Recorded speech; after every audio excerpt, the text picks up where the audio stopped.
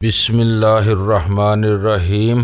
گمنام ہیرو کے معزز ناظرین السلام علیکم۔ آئیے چلتے ہیں کہانی کی طرف۔ بدھ بخشو بننے کے لیے 2 روز قبل میرا سر مونڈ دیا گیا تھا۔ چنگ فو محض 10 دن کی بات کر رہا تھا۔ یہ ناممکن تھا کہ ایک مکمل استرے سے منڈے ہوئے سر پر صرف 12 دن کے اندر اتنے بال اگ گئے کہ ان میں باقاعدہ کنگھی بھی کی جا سکتی ہو۔ میں الجھن زدہ سوالیہ نظر سے اسے دیکھنے لگا۔ وہ اپنے مخصوص مہربان انداز میں بولا۔ میں نے سوال کرنے سے منع نہیں کیا۔ اس نے میری ذہنی کیفیت کو بھانپ لیا تھا۔ بہت زیادہ سوالات سے اجتناب برتنے کو کہا تھا۔ تم پوچھ سکتے ہو اتنے کم عرصے میں کنگھی کیے جانے کے قابل بال کس طرح پیدا ہو جائیں گے؟ مجھے یوں محسوس ہوا جیسے وہ میری سوچ کو پڑھ رہا ہو۔ اس کی آنکھیں دل و دماغ کی آر پر دیکھنے کی صلاحیت سے مالا مال تھیں۔ میں نے ٹھہرے ہوئے لہجے میں کہا، آپ خود ہی بتا دیں میرے محترم۔ وہ چند لمحات تک خاموش ٹھہری ہوئی نگاہ سے مجھے دیکھتا رہا، پھر زیر لب مسکراہٹ کی میت میں بولا، تبت اسرار و رموز کی سرزمین ہے۔ اسے طلسم قدا سے بھی تعبیر کیا جاتا ہے۔ ہم لوگ انتہائی سادہ زندگی گزارتے ہیں، البتہ اپنے جسم، دماغ اور روح کو ہمہ وقت مصروف کار رکھتے ہیں۔ ہماری ذات کی یہی مصروفیت ہمیں تفکرات سے دور رکھتی ہے۔ یہ بالکل درست ہے کہ خالی الدماغ شیطان کا گھر ہوتا ہے۔ ہر وقت مصروف رہنے والے لوگ فکر اور اندیشوں سے دور رہتے ہیں، اور یہ ایک حقیقت ہے۔ انسان کی 90% بیماریاں تفکرات کے نتیجے میں پیدا ہوتی ہیں۔ بہرحال وہ لمحہ بھر کو متوقف ہوا، پھر اپنی بات کو آگے بڑھاتے ہوئے بولا، ہم نے جہاں غور و فکر اور مسلسل کوشش سے ناقابل علاج امراض کا علاج دریافت کیا ہے، وہیں ایسی ادویات بھی تیار کی ہیں جو حیرت انگیز اثرات کی حامل ہیں۔ میں ایک خاص تیل لومار کا ذکر کروں گا۔ یہ تیل لومارو نامی ایک نایاب جڑی بوٹی سے تیار کیا جاتا ہے جو تبت کے سوا دنیا میں اور کہیں نہیں پائی جاتی۔ لومار تیل کی یہ خاصیت ہے کہ اگر 10 روز تک باقاعدگی سے سر میں اس کی مالش کی جائے تو اب اتنے بال نکل آتے ہیں جس کا میں نے تھوڑی دیر پہلے تم سے ذکر کیا ہے۔ تمہاری دنیا میں بالوں کی مذکورہ لمبائی 1.5 ماہ سے پہلے ممکن نہیں۔ ویسے تبت میں لومار کے نام سے ایک تہوار بھی منایا جاتا ہے جسے ہم نئے سال کا جشن کہتے ہیں، یعنی ہیپی نیو ایئر۔ وہ ایک لمحے کو متوقف ہوا، پھر اضافہ کرتے ہوئے بولا، نئے سال کا یہ جشن جولین کیلنڈر کے مطابق مارچ کے مہینے میں منایا جاتا ہے۔ ایک طرح سے یہ جشن آمد بہار ہوتا ہے۔ کسی گنجے سر پر بڑی تیزی سے بال اگ آنا بہار ہی کی علامت ہے۔ اس مناسبت سے اس تیل کا نام لومار بہت ہی موزوں ہے۔ چنگ فورن پوشی کی انکشاف انگیز باتیں مجھے حیرت زدہ کر رہی تھی۔ میں اس کے روبرو خاموش بیٹھا اسے دیکھتا رہا۔ اچانک اس نے آنکھیں بند کر لیں۔ مجھے یوں محسوس ہوا جیسے وہ کہیں اور چلا گیا ہو۔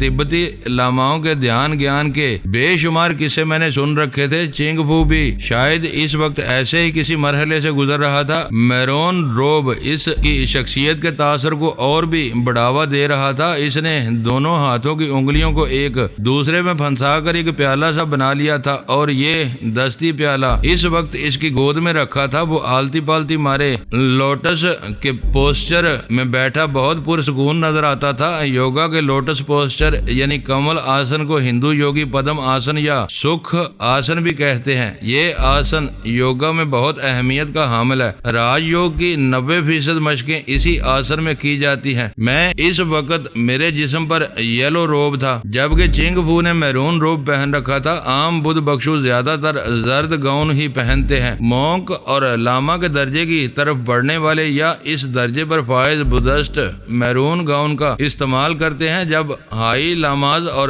دلائی لاما ایک خاص شیڈ کا میرون گاؤن زیب تن کرتے ہیں۔ ازیں علاوہ انتہائی مخصوص مذہبی تقریبات کے موقع پر دلائی لاما سلک کا سنہری گاؤن پہن کر تقریب میں رونق افروز ہوتا ہے۔ اس تمام تر درجہ بندی میں ہائی لاما کی حیثیت ماہر روحانیات اور ایک استاد کی سی ہوتی ہے۔ چنگ فورن پوشی نے آنکھیں کھول کر میری طرف دیکھا اور نہایت ہی گمبھیر لہجے میں بولا، اب میں تمہیں درپیش سب سے اہم مسئلے کا ذکر کروں گا۔ تم ایک صلاحیت رکھنے کے باوجود بھی اسے پوری طرح بھرپور انداز میں استعمال نہیں کر پا رہے۔ میرا اشارہ تمہاری باطنی آنکھ کی کارکردگی کی جانب ہے۔ وہ اتنا کہہ کر خاموش ہوا تو میں بے چینی سے پہلو بدل کر رہ گیا۔ واقعی اس وقت میرے لیے یہ انتہائی سنگین مسئلہ بنا ہوا تھا۔ میں نے گہری دلچسپی سے چنگ فو کو دیکھا تو وہ اپنے مخصوص نرم لہجے میں بولا، تم اپنی اس ناکامیابی کا الزام اپنے سب سے بڑے دشمن کو دیتے ہو کہ اس نے کسی روحانی عمل سے تمہاری تیسری آنکھ کے راستے میں کوئی دیوار کھڑی کر دی ہے، جبکہ تمہاری یہ سوچ پوری طرح درست نہیں ہے۔ انسان کا سب سے بڑا دشمن وہ خود ہوتا ہے۔ وہ تھوڑی دیر کے لیے معنی خیز انداز میں خاموش ہوا تو میرے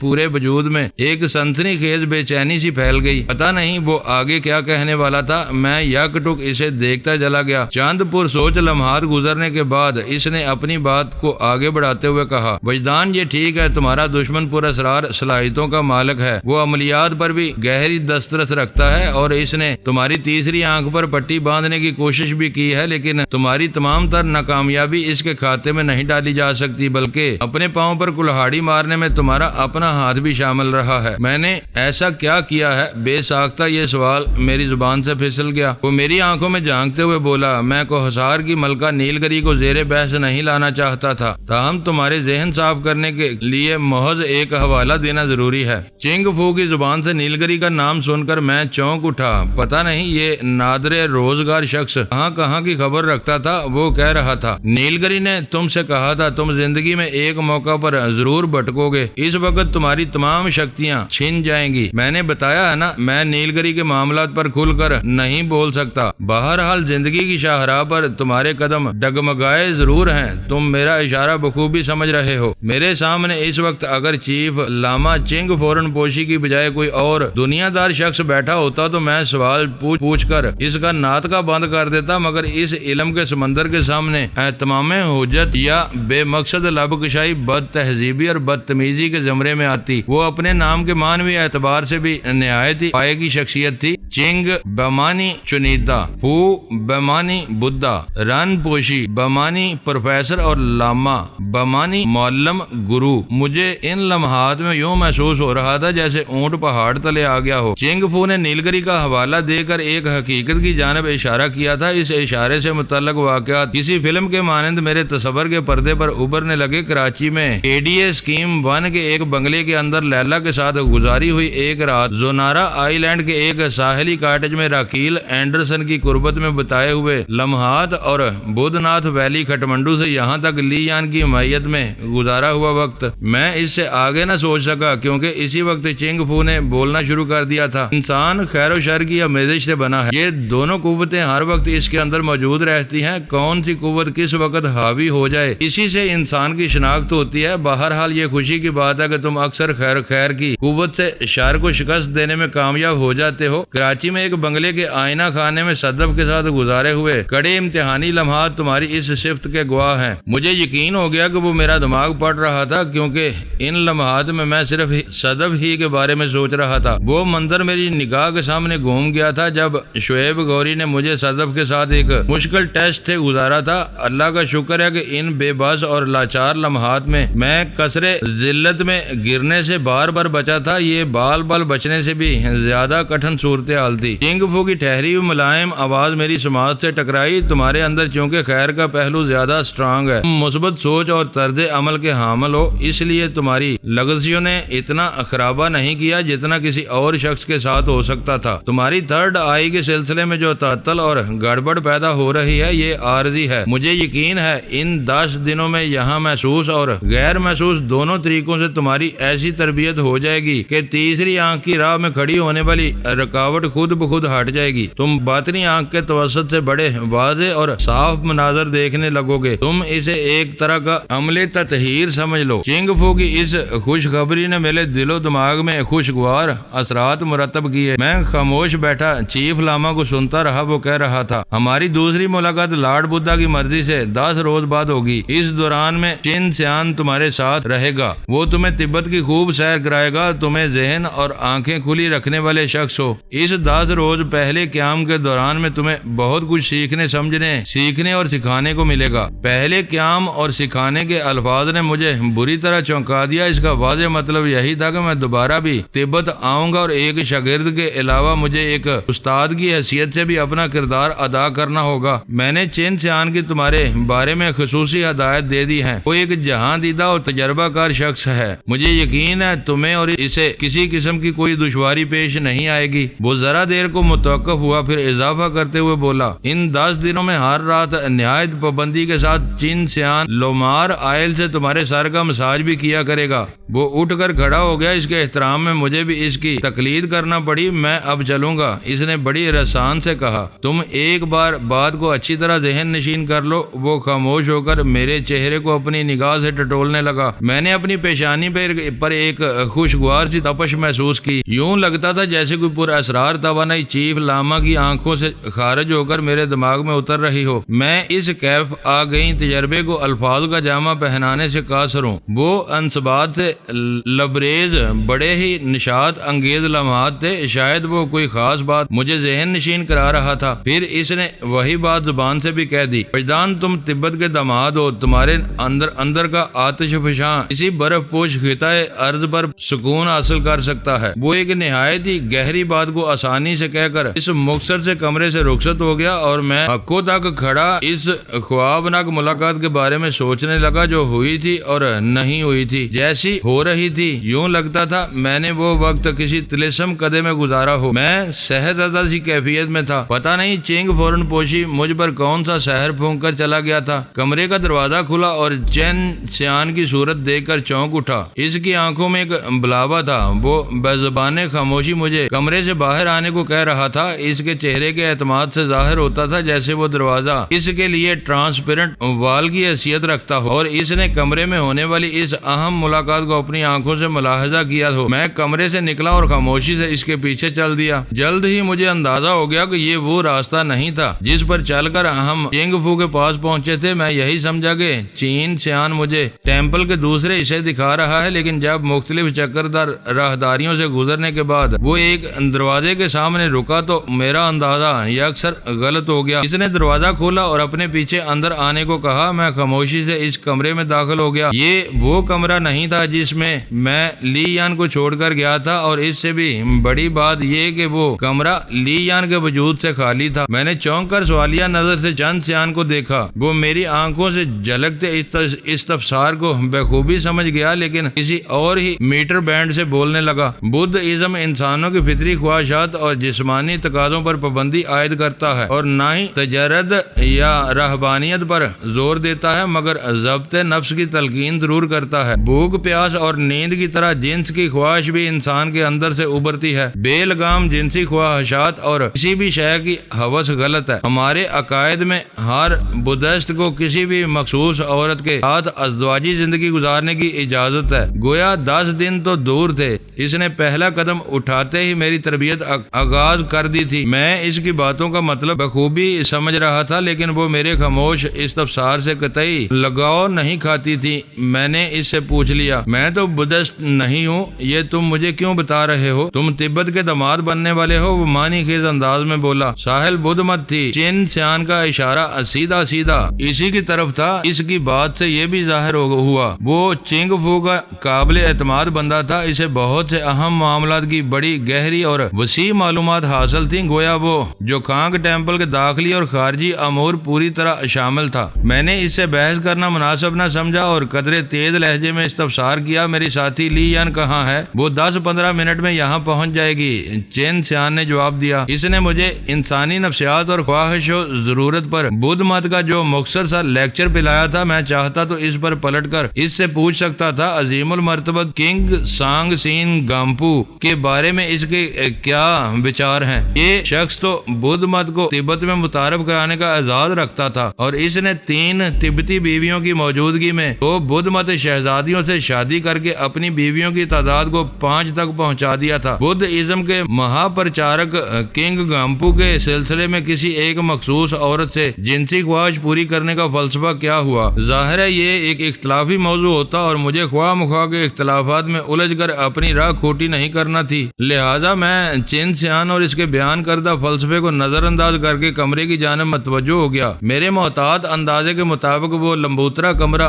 10x20 فٹ پیمائش کا حامل تھا، جس میں 3 چھوٹے بیڈ چوڑائی کے رخ ترتیب وار لگے ہوئے تھے۔ بیڈز کی سرہانے والی لمبی دیوار میں 2 کھڑکیاں موجود تھیں اور پائنتی صرف اتنی جگہ بچتی تھی کہ بآسانی وہاں سے گزرا جا سکے۔ پائنتی والی 20 فٹ دیوار میں کپڑے والی ایک الماری بھی نصب تھی۔ وہ کمرہ کسی ہسپتال کے چھوٹے سے وارڈ کا نقشہ پیش کر رہا تھا، حتیٰ کہ تینوں بیڈز کے بیچ والا بلائی جانب 2 چھوٹی سائڈ ٹیبلز بھی لگی ہوئی تھی۔ اس کمرے میں دخول و خروج کے لیے صرف ایک ہی دروازہ تھا جہاں سے ہم اندر آئے تھے۔ چین سیان نے کمرے کے آخری سرے کی جانب اشارہ کیا اور بولا، تمہاری ساتھی ابھی یہاں پہنچنے والی ہے، وہ بیڈ اس کے لیے ہے۔ پھر اس کی انگلی درمیانی بیڈ کی سمت اٹھی اور اس نے کہا، اس بیڈ پر تم سویا کرو گے اور یہ بیڈ میں نے اس کی بات پوری ہونے سے پہلے ہی پوچھ لیا۔ میرا اشارہ دروازے کے قریب ترین بچھے ہوئے تیسرے بیڈ کی طرف تھا۔ چین سیان نے جواب دیا، یہ بیڈ میرے لیے ہے،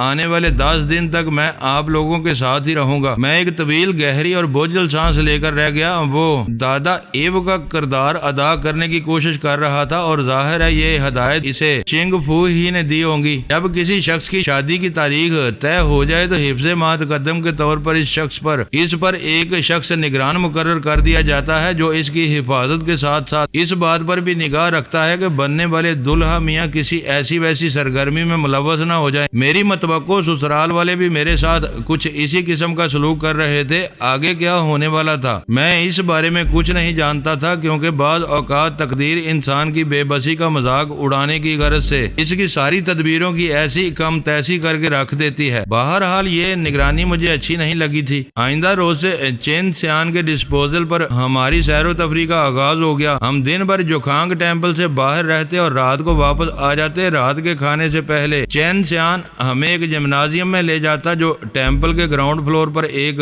دور افتادہ ہال میں واقع تھا۔ وہاں پر میں نے بڑے بڑے ہنرمند مونکس کی فائٹس دیکھی۔ لی یان کے لیے یہ سب کچھ نہایت ہی سنسنی خیز اور حیرت انگیز تھا۔ میں نے تو شاولن ٹیمپل میں ایسے کھیل تماشے بہت دیکھے تھے، لیکن مارشل آرٹس کے حوالے سے لی یان کے لیے یہ ایک بالکل نیا اور انوکھا تجربہ تھا۔ اس جمنازیم میں فائٹس کے ساتھ ساتھ تجربہ کار اور ماہر مونکس ڈوجنگ اور سیل جنگ کی پریکٹس بھی کرتے تھے۔ ڈوجنگ روحانی مشقیں اور سیل جنگ جسمانی مشقیں کی جاتی ہیں۔ ان دونوں شعبہ ہائے کے لیے جمنازیم کے ساتھ ہی 2 چھوٹے ہالز بھی مخصوص تھے۔ رات کو سونے سے پہلے چین سیان میری سر میں لومار آئل ڈال کر خوب اچھی طرح مالش بھی کرتا تھا اور ہر گزرتے دن کے ساتھ میں اس کرشماتی تیل کے اثرات دیکھ کر دنگ تھا۔ کسی شک و شبے کے بغیر بڑی تیز رفتاری سے میرے سر کے بال بڑھ رہے تھے۔ میرے لیے یہ کسی معجزے سے کم نہیں تھا۔ میں اور لی یان رات 10 بجے تک عموماً سو جاتے تھے۔ چین سیان بھی یہی ظاہر کرتا تھا جیسے وہ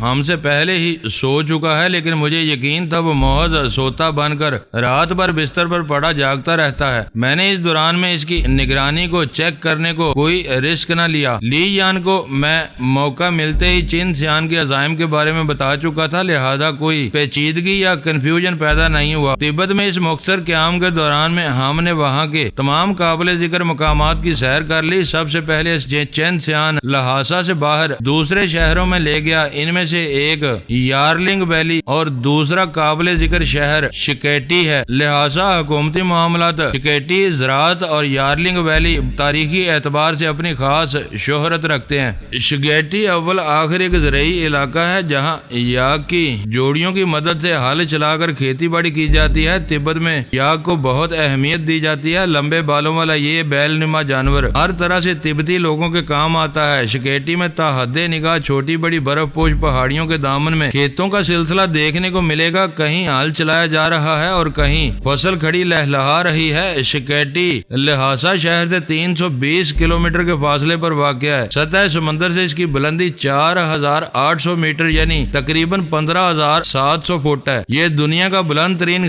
خطہ ارض ہے جہاں بود و باش پائی جاتی ہے۔ شکیٹی میں ہی پنچن لاما کا بھی قیام ہے۔ پنچن لاما کو دلائی لاما کے بعد سب سے بڑی مذہبی شخصیت سمجھا جاتا ہے، یعنی رتبے کے اعتبار سے پنچن لاما کو دلائی لاما کا نائب سمجھ لیں۔ یارلنگ ویلی میں تاریخی اعتبار سے بہت اہمیت کی حامل ہے۔ اس میں شرکن غربن بہنے والے دریائے یارلنگ سینگبو کو دنیا کا بلند ترین دریا ہونے کا اعزاز حاصل ہے۔ یارلنگ ویلی لہاسا سے 2 گھنٹے کی ڈرائیو پر واقع ہے۔ یہاں پر ایک عظیم و شان زی ڈینگ ہوٹل بھی ہے جس میں 500 افراد کے بیک وقت قیام کی سہولت موجود ہے۔ زی ڈینگ ہوٹل میں تمام چائنیز ڈشز دستیاب ہیں، جن میں یاک کے گوشت کی میٹھی ڈش خاصے کی چیز ہے۔ شہر سے 16 کلومیٹر کے فاصلے پر کاسل آف یمبولا کانگ واقع ہے۔ یمبولا کانگ کاسل تبت میں قدیم ترین کاسلز میں سے باقی بچ رہنے والا ایک ہے۔ زی ڈینگ سے چند کلومیٹر دور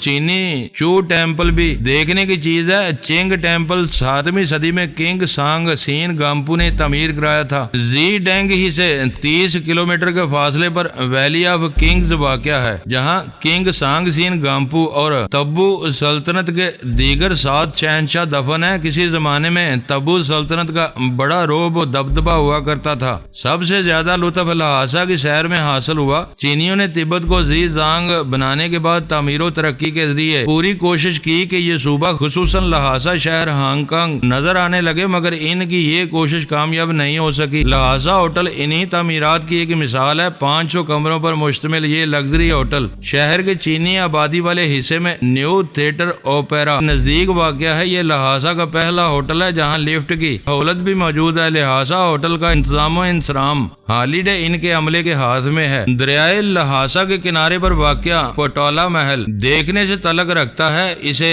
ونٹر پیلس بھی کہا جاتا ہے۔ یہ دراصل دلائی لاما کی رہائش گاہ ہے۔ ہر دور کا دلائی لاما موسم سرما اسی محل میں گزارتا تھا، لیکن تبت پر چینی قبضے کے بعد اب اس محل کی حیثیت ایک عجائب گھر ایسی ہو گئی ہے۔ یہ محل 5ویں دلائی لاما نے 16ویں صدی عیسوی میں تعمیر کرایا تھا۔ یہ ایک سرخ پہاڑی پر واقع ہے اور لہٰذا ویلی سے 300 میٹر بلندی پر ہے۔ اس محل میں 1000 کمرے ہیں، جن کی دیواروں کی موٹائی کم و بیش 5 میٹر تک ہے۔ کمروں کی چھتوں پر پیتل کی تہیں چڑھائی گئی ہیں۔ زیادہ تر دلائی لاماز یہیں پر دفن ہے۔ 13ویں دلائی لاما کا مقبرہ نہایت ہی شاندار ہے۔ 14 میٹر اونچا یہ طلائی اسٹوپا دیکھ کر آنکھ خیرہ ہو جاتی ہے۔ دلائی لاما کے بیڈ روم کو محل کے استقبالیہ کی شکل دے دی گئی ہے۔ اس کشادہ کمرے کی دیواروں پر سابق دلائی لاماز کی بڑی بڑی تصاویر آویزاں ہیں، جن میں سے اکثر قلمی تصاویر ہیں۔ اس محل کی چھت کے قریب ایک چھجے پر طلائی ڈریگون کا عظیم الجثہ مجسمہ استادہ ہے۔ اس ڈریگون کے گلے میں ایک بڑی سی طلائی گھنٹی بھی لٹک رہی ہے۔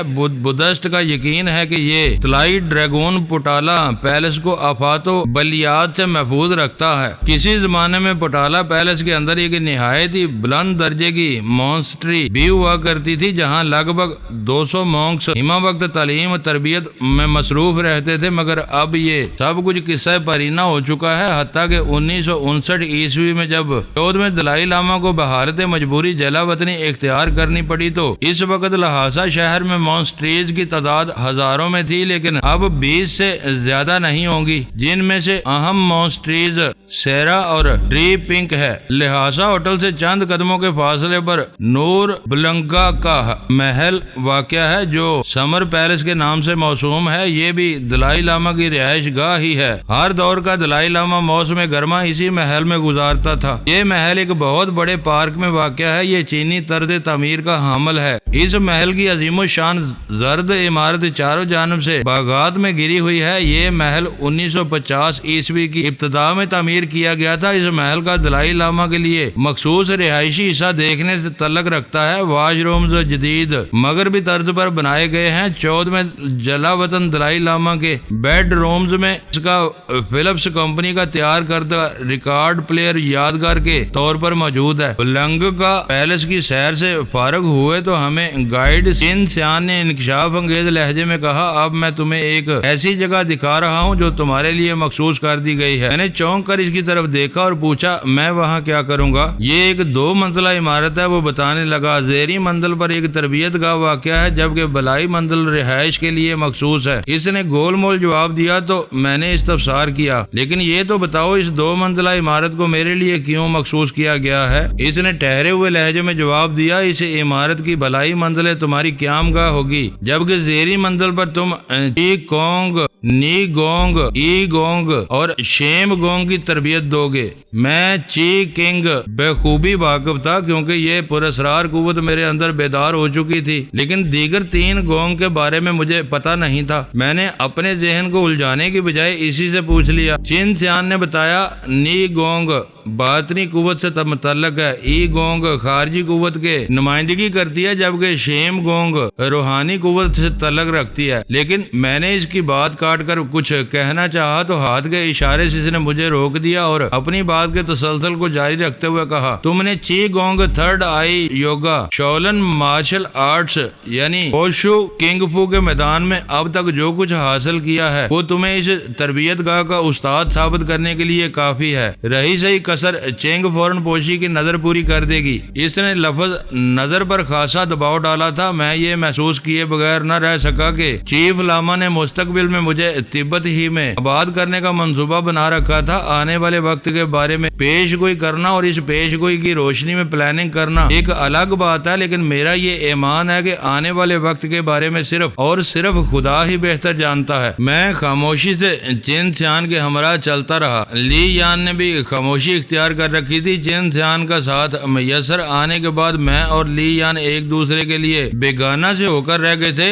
چین سیان نے میرے مستقبل کے بارے میں ابھی جو اظہار خیال کیا تھا مجھے اس سے کوئی سروکار نہیں تھا۔ ساحل کا حصول میری زندگی کا نصب العین بن کر رہ گیا تھا۔ اسے پانے کے بعد میں کہاں جاتا اور کس قسم کی زندگی گزارتا ہوں اس کے بارے میں قبل از وقت میں کچھ نہیں کہہ سکتا تھا۔ اس زندگی کا کبھی کچھ ٹھیک نہیں رہا تھا۔ حالات کی ستم ظریف ٹھوکریں مجھے ادھیڑتے ہوئے جدھر لے جاتی میں چل پڑتا تھا۔ آئندہ کے بارے میں بھی خدا ہی بہتر جانتا تھا۔ چین سیان کی معیت میں ہمارا سفر کا اختتام ایک 2 منزلہ عمارت کے سامنے جا کر ہوا۔ مذکورہ عمارت نور بلنکا پیلس کے قریب بہنے والے دریا کائے چو کے کنارے پر واقع تھی۔ چین سیان نے عمارت کے داخلی دروازے پر دستک دی اور میری طرف دیکھتے ہوئے انکشاف انگیز لہجے میں بولا، وجدان تمہیں یہ سن کر حیرت ہوگی کہ جب تم نے اپنے مشن سے کامیاب لوٹنے کے بعد اس تبت گاہ کا انتظام سنبھالو گے تو تمہیں اپنے کام کا آغاز صرف ایک اسٹوڈنٹ سے کرنا ہوگا۔ میں تمہیں اسی اسٹوڈنٹ سے ملوانے یہاں لایا ہوں اور مجھے یقین ہے تم اپنے اس اکلوتے اسٹوڈنٹ کو بڑی اچھی طرح جانتے ہو۔ چین سیان کے آخری جملے نے مجھے گڑبڑا کر رکھ دیا۔ میں نے زندگی میں پہلی مرتبہ تبت کی سرزمین پر قدم رکھا تھا، پھر وہاں کسی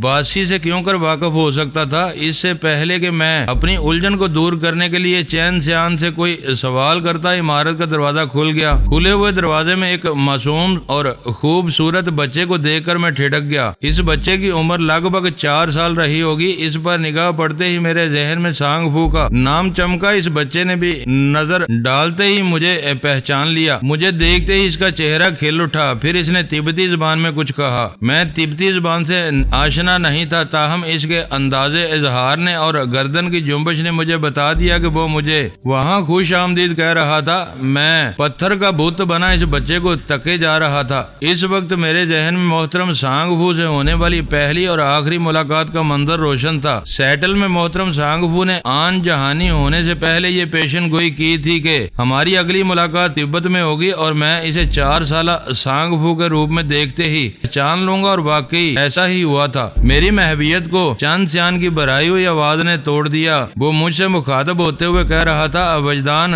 ننا سانگ فو تمہیں ویلکم کہہ رہا ہے، اور تھوڑی دیر پہلے میں نے تمہارے جس اکلوتے اسٹوڈنٹ کا ذکر کیا تھا نا، وہ اسٹوڈنٹ یہی سانگ فو ہے۔ ایک لمحے کو رک کر اس نے قدرے تحکمانہ انداز میں کہا، اب ہمیں واپس جوکھانگ ٹیمپل چلیں گے۔ چین سیان کے ان الفاظ پر ننے سانگ فو نے گردن جھکا کر ایک مرتبہ پھر مجھے تعظیم دی اور دروازہ بند کر کے میری نگاہ سے اوجھل ہو گیا۔ واپسی کے سفر میں حیران سے زیادہ پریشان رہا۔ میں آواگون اور جنم در جنم کے فلسفے پر یقین نہیں رکھتا تھا۔ ایک مسلمان ہونے کی حیثیت سے میرا ایمان ہے انسان اس دنیا میں ایک ہی بار پیدا ہوتا ہے اور ایک ہی بار مرتا ہے۔ میں نہیں جانتا تھا سیٹل والے انجہانی محترم سانگ فو اور تبت والی اس معصوم سانگ فو میں در حقیقت کیا تعلق تھا۔ بہرحال اسرار میں لپٹی ہوئی کوئی ایسی حقیقت ضرور وجود رکھتی تھی جسے میں سمجھنے سے قاصر تھا۔ جو چیز سمجھ میں نہ آئے اس سے ذہن الجھتا ہے، اسی لیے ان لمحات میں شدید ذہنی خلفشار کا شکار تھا۔ رات کے کھانے سے پہلے جوکھانگ ٹیمپل کے اندر واقع جمنازیم میں حاضری کا سلسلہ باقاعدگی سے جاری تھا۔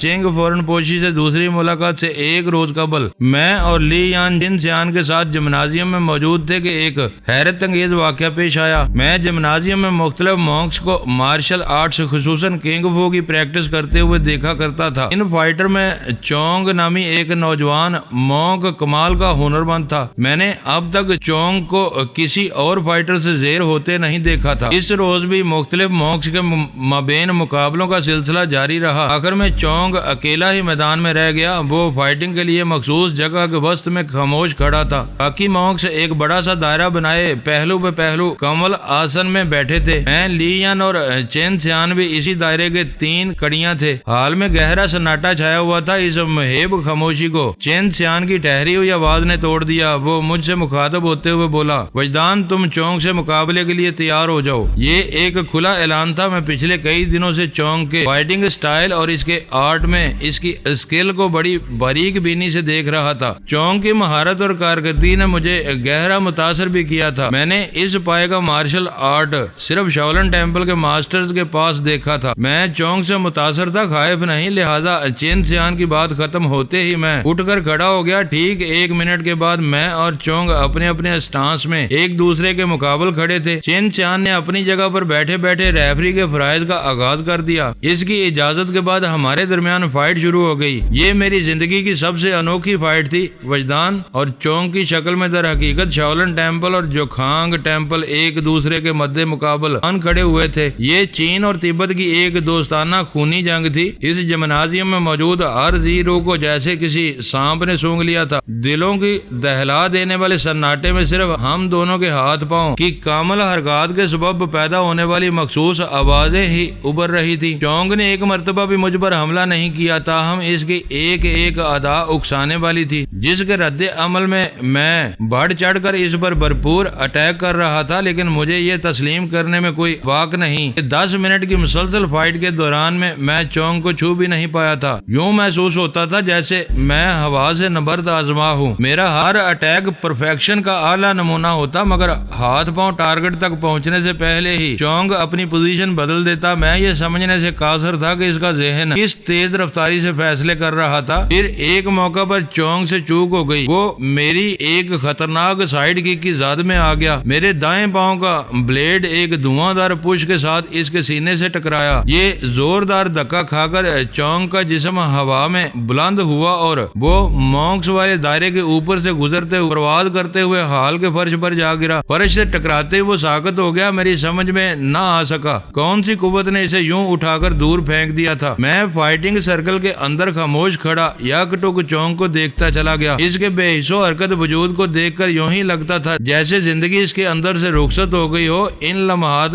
میں حیرت اور استجاب کی آخری منزل پر کھڑا تھا۔ جلد ہی مجھے محسوس ہو گیا کہ میں اکیلا ہی چونگ کے ساکت جسم کو گھورے جا رہا ہوں۔ سرکل میں موجود تمام مونکس بشمول چین سیان خاموش اور پرسکون بیٹھے تھے۔ انہوں نے ایک مرتبہ بھی اٹھ کر یا جھانک کر چونگ پر ایک نظر ڈالنے کی ضرورت محسوس نہ کی۔ ان کا یہ رویہ میرے لیے الجھا دینے والا تھا۔ میں چونگ پر سے نگاہ اٹھا کر باری باری مونکس کے چہروں کا جائزہ لینے لگا۔ اسی لمحے چین سیان اٹھ کر کھڑا ہو گیا۔ وہ اس وقت براہ راست میری آنکھوں میں دیکھ رہا تھا۔ اس کے چہرے کی تمتماہٹ کسی بڑے طوفان کی خبر دیتی تھی۔ پتہ نہیں وہ کون سا راز افشا کرنے جا رہا تھا۔ وہ بڑے ہی ناقابل یقین اور تشویشناک لمحات تھے۔ میں دھڑکتے ہوئے دل کے ساتھ اس کے لب واہ ہونے کا انتظار کرنے لگا۔ میری نگاہ چین سیان کے چہرے پر جمی تھی۔ وہ بھی بڑی گہری نظر سے میری آنکھوں میں دیکھ رہا تھا۔ اس وقت اس کا چہرہ ہر قسم کے جذبات سے عاری اور سپاٹ تھا۔ پتہ نہیں وہ کس سنسنی خیز انکشاف کا ارادہ لے کر کھڑا تھا۔ اس کی آنکھوں سے جھلکتی گمبھیر سنجیدگی کسی بہت بڑے طوفان کی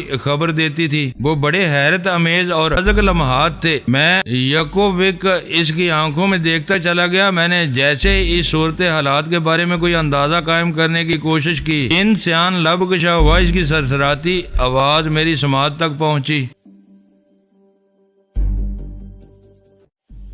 معزز ناظرین، لائک کریں، شیئر کریں اور کمنٹس باکس میں پاک آرمی زندہ باد، پاکستان پائندہ باد کا نعرہ ضرور درج کر کے اپنے ملک پر فخر کریں اور پاکستان کی بنیادیں مضبوط کرنے میں اپنا کردار ادا کریں۔ ویڈیو دیکھنے کا شکریہ۔